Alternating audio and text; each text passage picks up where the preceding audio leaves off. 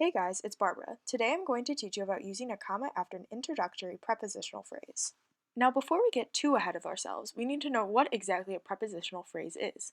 According to Merriam-Webster, the precise definition of a preposition is a word or group of words that combines within a noun or pronoun to form a phrase that usually acts as an adverb, adjective, or noun. If that definition confuses you as much as it confuses me, we can think of prepositions and prepositional phrases as squirrel words. Now, what is a squirrel word, you ask? Meet our friend, Mary the squirrel. Here is a table. Here is Mary under the table. Under is our preposition, and under the table is the entire prepositional phrase.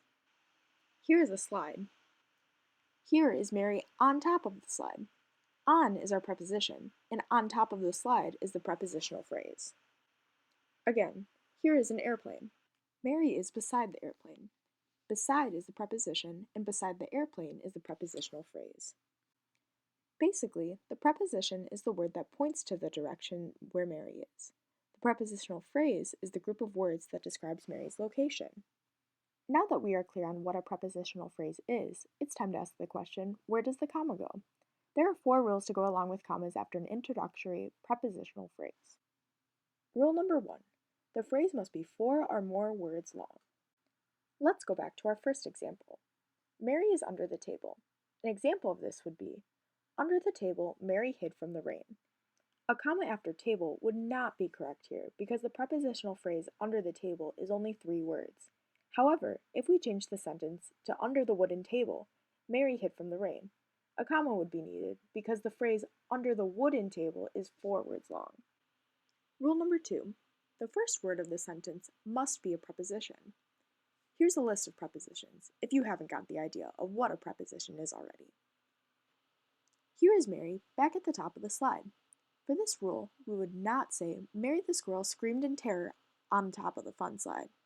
This is incorrect because Mary is not the preposition. Instead, we would say, on top of the fun slide, Mary the squirrel screamed in terror. The comma would go after slide because the prepositional phrase is on top of the fun slide, and the phrase is over 4 words long. Rule number 3. If the first word after the prepositional phrase is a verb, then no comma is needed. Here's an example where this rule is used.